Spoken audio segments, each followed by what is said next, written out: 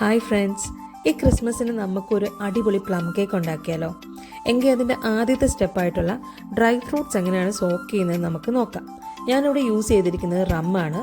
ഇതിലേക്ക് ഞാൻ എടുത്തിരിക്കുന്നത് 100 ഗ്രാം പ്രൂൺസ് അല്ലെങ്കിൽ dried plum, 100 gram apricot, 100 gram cranberry, ഒരു piece candied pineapple, 100 gram dates, 100 gram mixed nuts, 50 gram വീതം വെളുത്ത മുന്തിരിയും കറുത്ത മുന്തിരിയുമാണ്.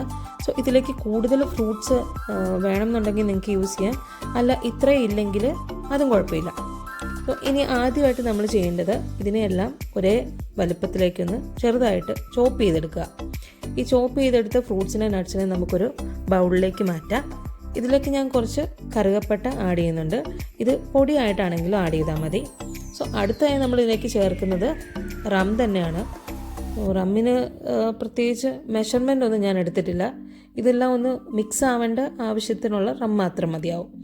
സോ ഇതിനെ നന്നായിട്ടൊന്ന് മിക്സ് ചെയ്തെടുക്കുക. ഞാൻ ഫോർക്കാണ് ഇവിടെ യൂസ് ചെയ്തിരിക്കുന്നത്, പക്ഷേ കൈകൊണ്ട് തന്നെ മിക്സ് ചെയ്തെടുക്കാൻ ശ്രദ്ധിക്കുക. ഇനി ഇതിനെ നമുക്ക് ഒരു അടപ്പുള്ള ഗ്ലാസിൻ്റെ കണ്ടെയ്നറിലേക്ക് നമുക്ക് മാറ്റാം. ഞാൻ ആ എടുത്ത് ബാലൻസ് വന്നിരുന്ന റമ്മൂടെയും ഇതിലേക്ക് ആഡ് ചെയ്യുന്നുണ്ട്.